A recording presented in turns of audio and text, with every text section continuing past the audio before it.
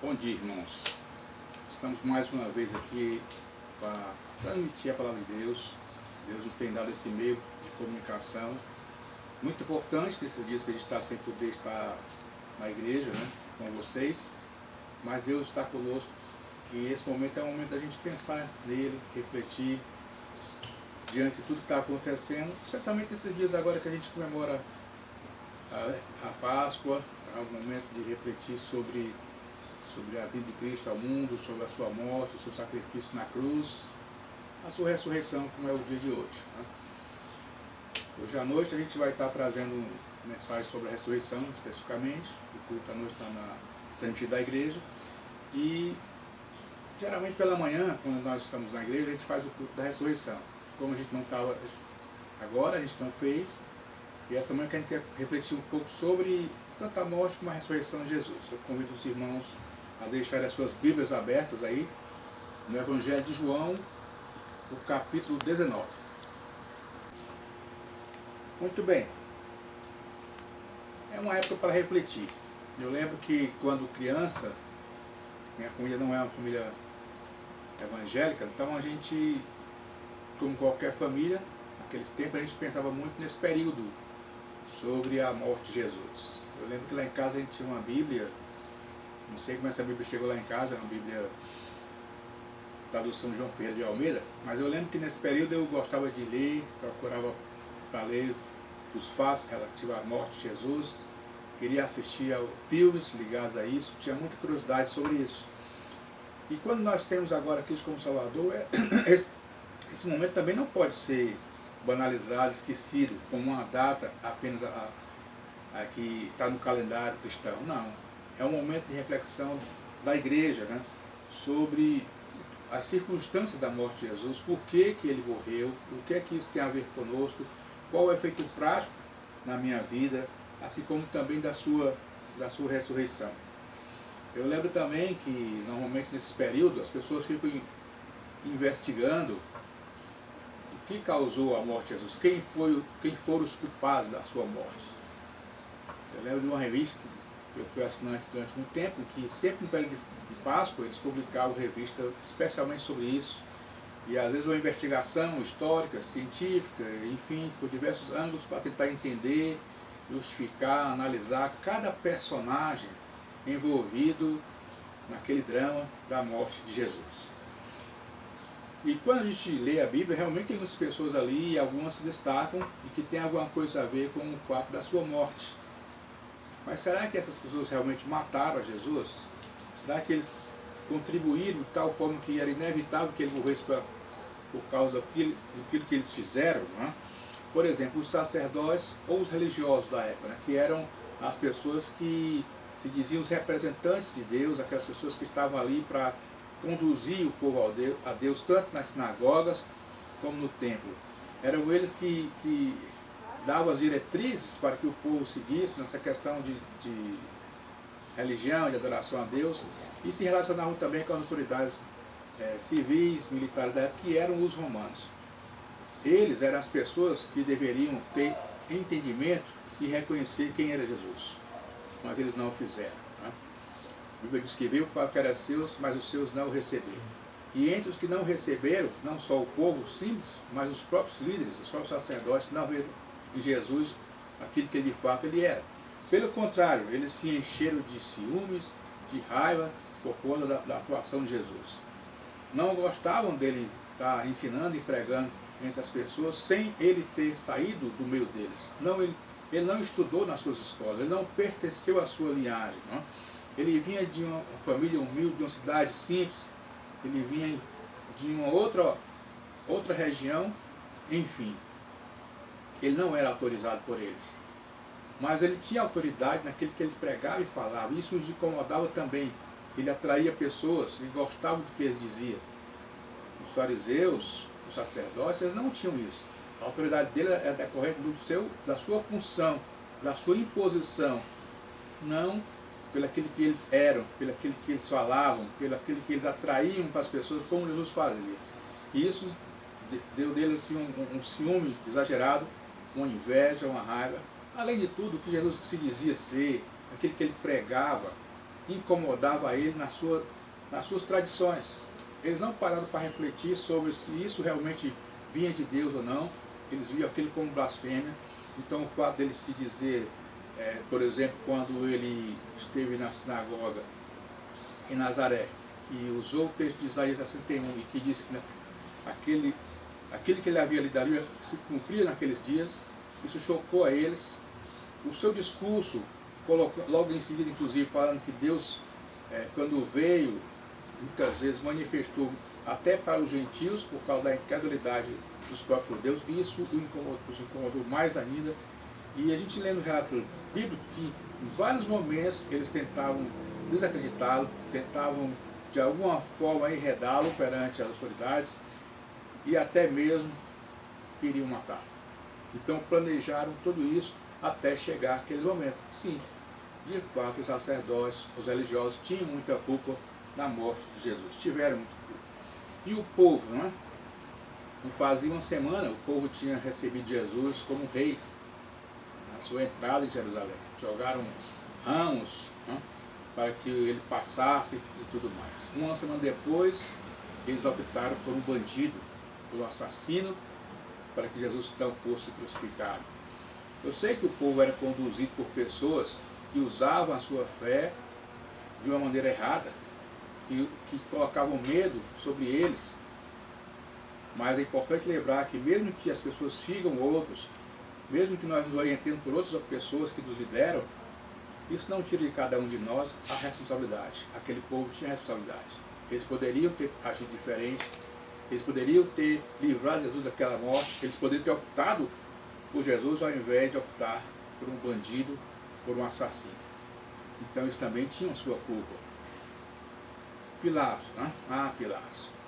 Pilatos, quando conversou com Jesus, ele disse: olha, eu tenho autoridade para te prender e libertar. E Jesus disse para ele: olha, pode você tem, mas não teria se de Deus não tivesse recebido. Toda autoridade existe porque Deus ali a instituiu. Seja de qual forma ela chegou ali, mas ao chegar ali, ela está ali porque Deus permitiu que ali estivesse. Então, Pilatos tinha autoridade. No entanto, a autoridade dele não serviu para que ele libertasse um homem que ele julgou inocente. O seu papel era julgar e ele tinha condição de fazer. E fez. Ele, por 3 vezes, tentou livrar Jesus. Mas sob pressão das pessoas, sob pressão dos sacerdotes, com receio de oposição que pudesse prejudicar a ele como governador, como um líder representante do poder romano ali e contrariar até o próprio imperador. Aquela região não era uma região fácil de se administrar, todos sabiam, a história mostra isso, que os judeus fizeram vários levantes, várias revoltas, era uma região não era tão grande, o povo não era tão numeroso, mas era um povo difícil de submeter ao poderio romano. Então, Pilatos, pensando nisso, lavou as mãos. Mas o fato de lavar as mãos não o livrou da sua responsabilidade. Os soldados romanos, eles maltrataram Jesus. Eles cumpriram ordem, é claro, mas eles fizeram aquilo. Eles conduziram Jesus até a morte. Eles colocaram na cruz, eles furaram o seu lado, eles riram dele, zombaram dele. Os soldados tiveram a sua participação também. E Judas, né? O que dizer de Judas, que foi aquele que o traiu? Há muitos questionamentos a respeito de Judas, de onde Judas veio, né? Se Judas era de fato um discípulo que estava ali para seguir Jesus, se ele estava com outras intenções, se ele era um zelote, um partido voltado para a libertação do povo de Israel do jugo dos romanos, se ele era um sicário, né? Um assassino, um povo que usava uma adaga para matar os seus inimigos, especialmente os romanos e aqueles aliados dele, estava ali talvez pensando em usar Jesus para que ele fosse um dos seus líderes, não sabemos. O fato que Judas foi alguém que o inimigo usou, mas ele se deixou usar também por isso, né? Por isso foi culpado também. E ele então traiu Jesus. E traiu de uma forma sórdida, né? Porque usou da intimidade, da amizade de Jesus para atraí-lo, né? E o fez através de um gesto que seria um gesto de carinho, um gesto de amor, e foi um beijo. Judas foi culpado. Né? Mas será que essas pessoas realmente merecem ser elas culpadas? A culpa delas é total. Se elas tivessem feito isso, Jesus morreria de qualquer jeito? Não. Ele poderia não morrer, se ele assim quisesse. Né? Por várias vezes ele disse que se ele quisesse, anjos desceriam dos céus e o livrariam.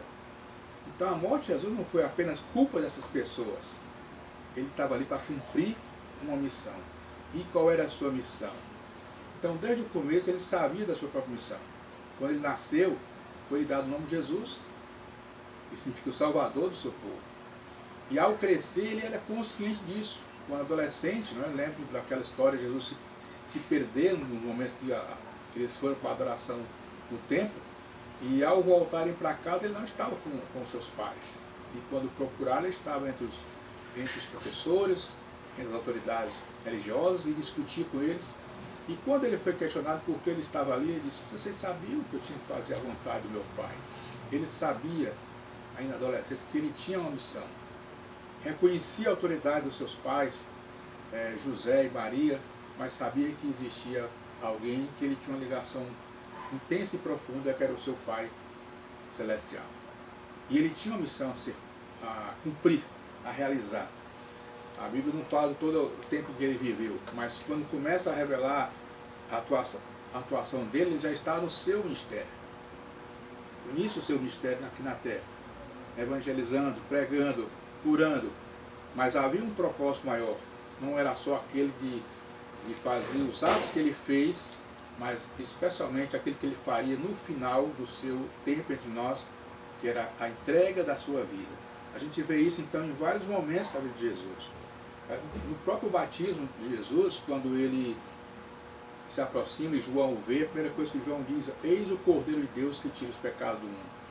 Isso fazia alusão ao sistema judaico de sacrifício. Os judeus, quando pecavam, realizavam sacrifícios, porque aquele animal que morria o representava, o substituía. Havia uma cerimônia ligada a isso. Eles faziam isso sempre, porque os pecados sempre se repetiam. Então João diz: eis o Cordeiro de Deus que tira os pecados do mundo. O Cordeiro que iria morrer pelos pecados do mundo. Então estava já marcado para isso, a sua missão era essa. Né? A gente vê isso, um momento muito interessante na vida de Jesus com os seus apóstolos, é quando ele pergunta quem eles acham que ele é. E Pedro então faz aquela confissão lá em Mateus 16, né? Tu és o Cristo, o Filho de Deus vivo. E Pedro então recebe todo aquele elogio da sua resposta a Jesus, mas logo em seguida, diz o texto de Jesus, a partir do versículo 21, que ele começou então a falar com mais intensidade qual era de fato a sua missão. Era preciso ele ir até o fim. E qual era o fim dele? Ele tinha que ir até Jerusalém. E lá ele ia sofrer, ia padecer nas mãos dos religiosos, dos sacerdotes, dos escribas, todos que ali estivessem cuidando da parte religiosa, que tinham poder em Israel. Ele sofreria bastante e no final ele morreria e depois ressuscitaria. E logo em seguida Pedro o chamou para o lado e o repreendeu severamente: não, Senhor, isso não vai acontecer com o Senhor de jeito nenhum. E aí Jesus disse: olha, Pedro, que há pouco tempo havia sido elogiado pela sua resposta e reconhecê-lo como Filho de Deus vivo, agora é repreendido duramente. Jesus disse para eles: arreda de mim, Satanás, porque tu só pensas nas coisas dos homens e não de Deus. As coisas dos homens era evitar a morte, era preservar a morte. Pedro, ele tinha uma intenção boa, no sentido de, humanamente falando, de livrar Jesus da dor e do sofrimento. Mas do ponto de vista divino, Pedro errou, porque ele tinha uma missão, e essa missão passava pelo seu sofrimento, passava pela sua dor, pela sua morte. Então ele tinha que ir até lá, ele tinha que ir a Jerusalém. E ao longo do restante da descrição ele fala muito sobre isso, quando ele foi orar no Monte das Oliveiras, lá no jardim de Getsêmani, né? E a sua oração se tornou intensa, diz, em um certo momento João descreve que o suor, ou aliás, as suas lágrimas, o suor, se transformaram-se em sangue, né? Enfim. Mas naquele momento ele sentiu todo o drama da sua missão. Carregar sobre si os pecados de todo o mundo. E aí ele diz que esse cálice era muito amargo. Pai, se possível, passa de mim esse cálice. Todavia, seja feita a tua vontade e não a minha. Então Jesus reconheceu qual era a missão, era provar esse cálice. E esse cálice era muito, muito amargo. Né? E a gente pode pensar em tudo que isso significa, né? A traição dos seus amigos, de um dos seus discípulos, o abandono de outro, a negação de Pedro, né? O povo que há uma semana o arrebatou, queria o arrebatar como rei, agora levantou a sua mão para que ele fosse crucificado e libertado um criminoso em seu lugar, um assassino. Enfim, Jesus estava a passar por tudo aquilo e ele sabia dessa condição e era de fato amar. Na ceia, na última ceia que ele fez com seus discípulos, ele quando partiu, Paulo disse: isso aí é o meu corpo que é dado em favor de vocês. Aqui é o meu sangue. Então ele já descrevia o que ele ia fazer, o que ele tinha que passar. E finalmente na cruz, nós lemos aqui nesse texto de João, Jesus diz: a ti entrego o meu espírito. Né? Então Jesus, ele sabia disso, ele ia até ali, ele entregou a sua vida, ele tinha que cumprir uma missão. Isso não isenta as pessoas das suas responsabilidades, mas Jesus tinha que fazer aquilo, ele tinha que ir até lá. E por que foi? E por que morreu? Não? Ele morreu por nós. Em João 10:11 diz: eu sou o bom pastor dá a sua vida pelas ovelhas, pelas suas ovelhas. Jesus sabia que ele ia fazer isso. Ele sabia que precisava dar a sua vida por nós. Como falamos antes, a questão do sacrifício, né, da época de Moisés, que os judeus seguiam até então, era baseado no sacrifício de alguém dar a sua vida por outro. Ou seja, no caso, não uma pessoa, mas um animal morreria ali. Agora ele era o Cordeiro de Deus. Agora ele estava ali para sofrer por nós. Ele estava ali para entregar a sua vida por nós. Quando uma pessoa no sistema judaico ia até o sacerdote para realizar ali um sacrifício, ele sabia que aquela morte daquele animal era a morte dele. Ele merecia. A Bíblia diz que o salário do pecado é a morte. Só que ele morreu por nós. Ele deu a sua vida por nós. Isso ele fez. Por isso que ele morreu. Para que ele morreu? Ele morreu para nos conduzir a Deus. Desde a época do pecado de Adão e Eva, o homem se afastou de Deus. A gente vê isso na simbologia quando Adão se escondeu de Deus. Nossos pecados, né, nossas iniquidades fazem separação entre nós e o nosso Deus, diz a palavra do Senhor. Então Deus não pode ter comunhão com o homem. O homem distanciou-se de Deus por causa dos seus pecados. E não tem ele como resolver isso. E Deus então é que vem à procura do homem, vai ao encontro do homem. Tinha vindo de diversas maneiras, como diz lá em Hebreus, de diversas formas Deus tentou chegar ao homem, seus profetas, né? Toda a simbologia da lei, fazer com que o homem tivesse possibilidade de chegar próximo a Deus. Mas como diz Hebreus, nos últimos dias Deus falou através do seu próprio Filho, Jesus. Né? Então lá em 1 Pedro 3,18 diz: pois também Cristo sofreu pelos pecados, uma vez por todas, o justo pelos injustos, para conduzir-nos a Deus. Ele foi morto no corpo, mas vivificado pelo Espírito. Então ele veio para nos aproximar, para nos levar até Deus, porque não havia condição de ser feito isso, a não ser através do sacrifício do Filho de Deus, do homem perfeito. E também ele veio e morreu por causa dos nossos pecados. Não?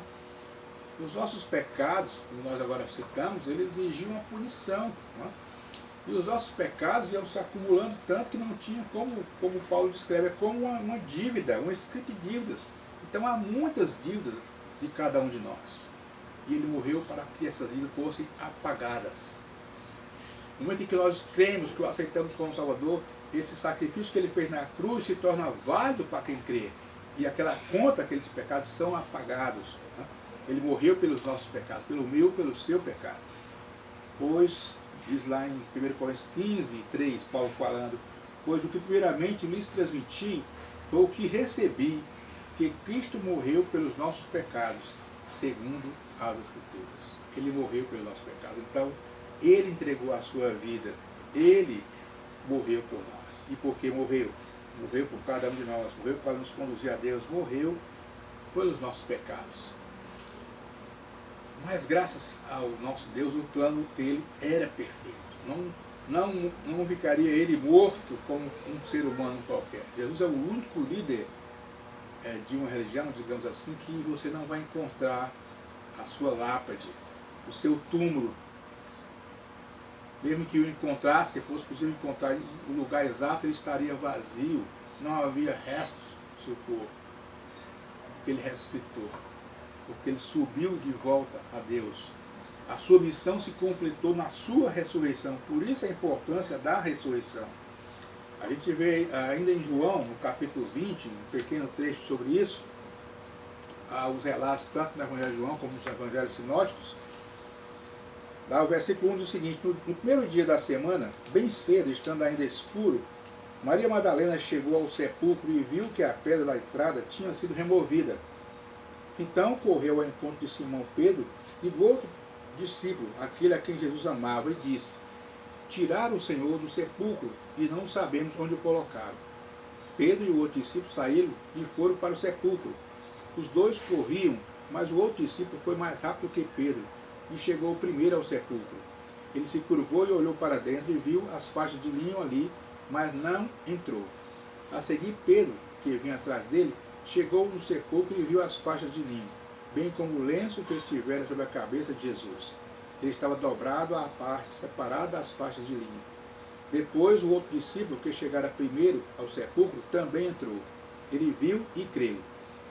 Eles ainda não haviam compreendido que, conforme a Escritura, era necessário que Jesus ressuscitasse dos mortos. A ressurreição, aliás, primeiramente a morte. A morte de Jesus já era difícil para os apóstolos entenderem isso. Como a gente viu aqui, Pedro não queria que ele morresse. Era o seu companheiro, era o seu líder. Mais do que isso, se ele era o Messias, a esperança estava nele, da restauração de Israel, da libertação de Israel. Mesmo que ele tivesse um bom tempo falado sobre a sua missão, eles não entendiam completamente aquilo. As circunstâncias em que o Israel vivia era propício para se esperar a vinda de um Messias libertador. Então, aceitar a morte de Jesus já era difícil para eles. Agora estavam sós. A gente percebe, lendo os relatos, que eles ficaram encolhidos, ficaram receosos, ficaram tristes. Jesus, depois da sua ressurreição, de Lucas, se encontrou com dois discípulos que iam no caminho para Emaús. E quando eles conversavam, Jesus perguntou para eles o que estava acontecendo, e eles disseram: não, mas nós achávamos que ele era quem ia nos libertar, e tal. Quer dizer, havia aquela tristeza, mesmo para aqueles que eram discípulos e que se envolveram com Jesus durante muito tempo. A morte, de fato, era difícil.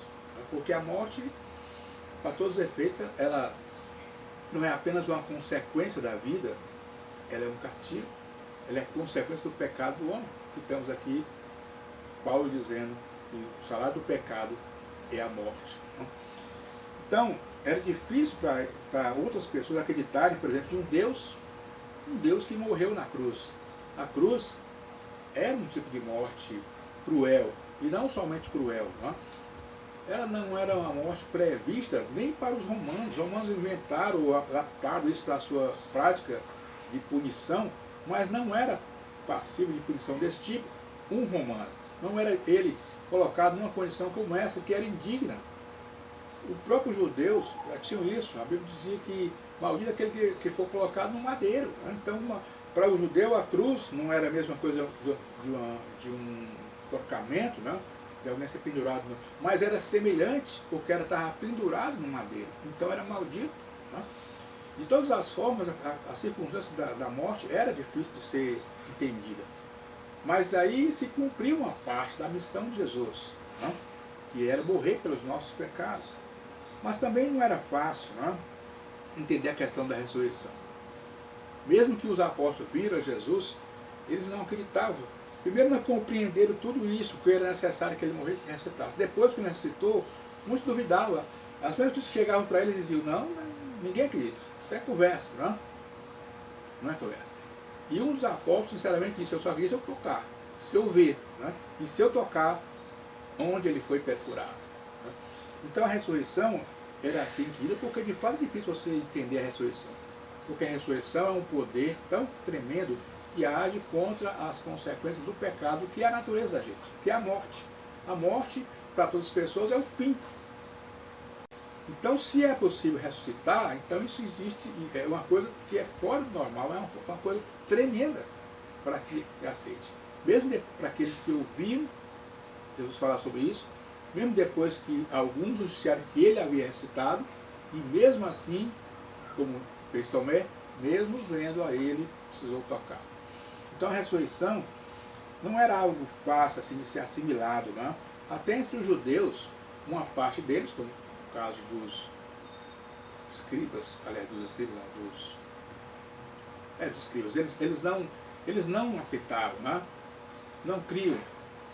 Os saduceus, nós exemplo, os saduceus, eles não criam na ressurreição. Os fariseus sim, os saduceus não. Né?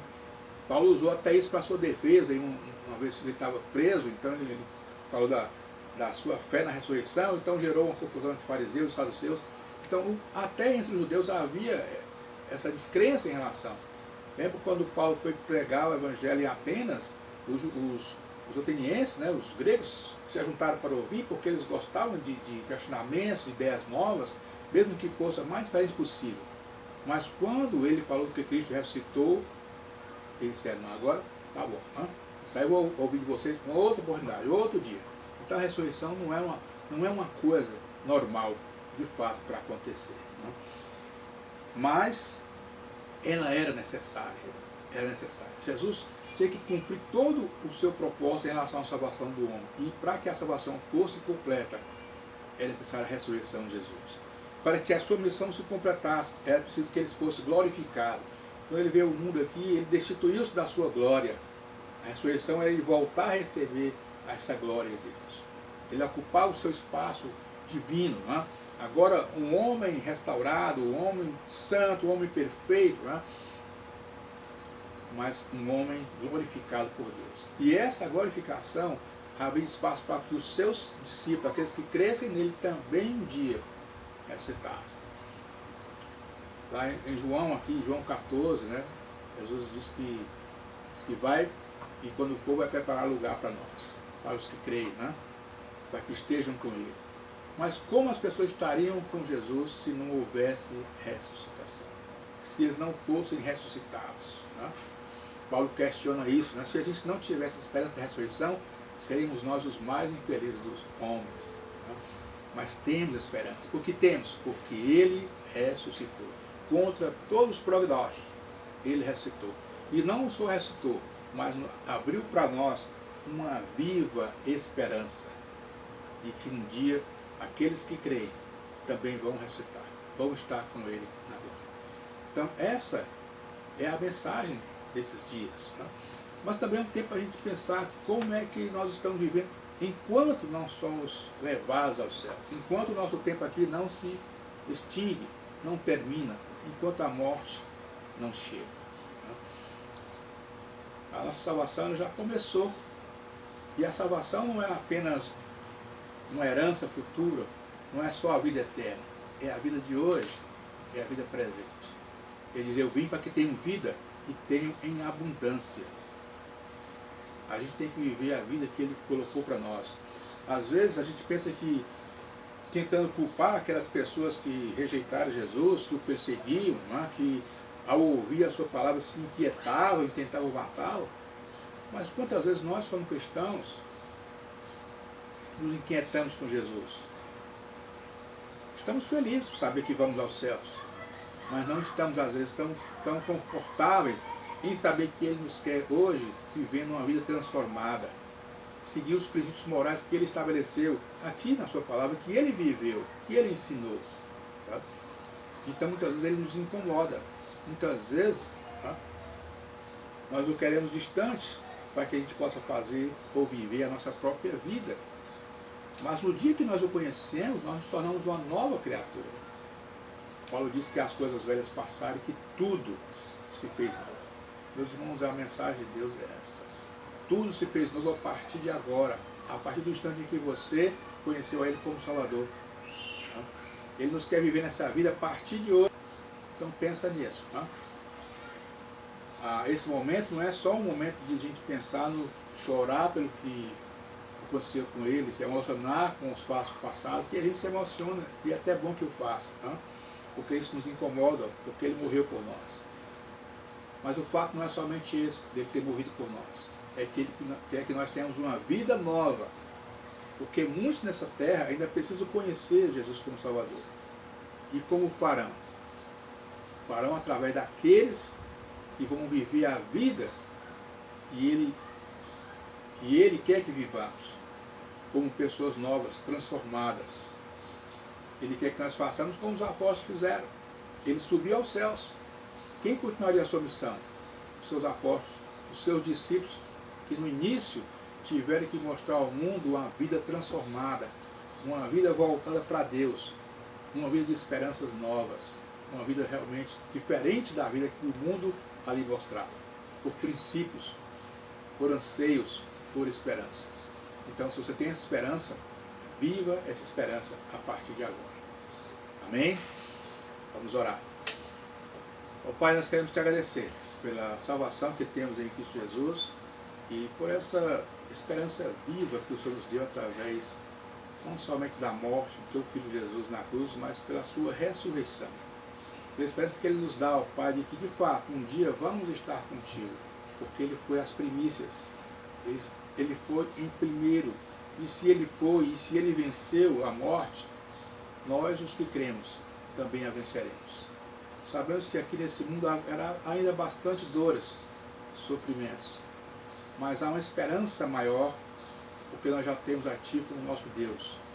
O Senhor nos dá provisão, livramento, o Senhor nos acompanha em todos os momentos de nossas vidas, e o Senhor nos leva, enfim, ao final de tudo isso, para o encontro contigo, porque o Senhor fez isso, venceu aquilo que aos homens, a qualquer pensamento é impossível, que é reter a morte, que é vencer a morte, que é voltar à vida, que é ser restaurado por completo e de uma forma transformada. Mas isso aconteceu com Jesus. Jesus fez isso e Ele abriu espaço para que aqueles que nele creem também o façam, porque se Ele venceu, o seu povo pode vencer. Para isso precisa crer, para isso precisa confiar. E é necessário, Pai, testemunhar disso, porque nós somos deixados aqui como as suas testemunhas. E as testemunhas precisam viver aquilo que o Senhor viveu, ensinar aquilo que o Senhor ensinou, crer naquilo que o Senhor fez. Enfim, abençoa a tua igreja. Oramos aqui pela Igreja Cristã Evangélica Monte Sinai. Ó Pai, esses dias têm sido dias de provação. Nós não estamos tão próximos como gostaríamos de estar. Às vezes a sensação de que sem estar próximo as coisas se tornam mais difíceis, porque estando próximo, às vezes nós não conseguimos fazer todas as coisas que temos que fazer, às vezes vemos fraquezas que temos que agir, às vezes tão distante não podemos, mas entendemos que hoje nós estamos mais do que nunca nas tuas mãos. Oramos que o Senhor esteja agindo em cada lar, em cada família, que pessoas participam da tua casa, da tua igreja. Oramos também por todos os crentes nesse mundo todo. É um momento em que a tua igreja precisa estar firme, meu Pai, seja um lugar de conforto, de consolo, porque conhece a verdade, porque apesar da morte nos causar certo temor, mas ela não é o fim para aqueles que creem. As tuas palavras nos confortam, nos consolam e também nos ajudam a consolar outros. Oramos por esse mundo, ó Pai, que está abalado com essa pandemia, essas milhares de pessoas que já têm morrido, ó Pai, que deixaram familiares ali com muitas dores, sofrimento, e a expectativa que há de muitos lugares onde as pessoas já estão enfermas, onde há realmente a possibilidade de morte, ó Pai. Oro também, ó Pai, pelas autoridades desse país e também do mundo, que possam estar voltados para preocupados, ó Pai, com o ser humano, com a vida humana, em preservar a vida humana a qualquer custo, aquilo que for possível fazer. Também oramos pelos aqueles que fazem a parte da comunidade científica, Pai, que estão à busca de vacinas, de medicações. Todas essas pessoas estão sob a tua direção e que a tua mão poderosa possa estar agindo, ó Pai, resumindo o tempo dessa pandemia, trazendo mais libertação e salvação durante o tempo que ela está acontecendo. Abençoa a tua igreja, abençoa todos nós te rogamos, a Deus, em nome de Cristo. Amém.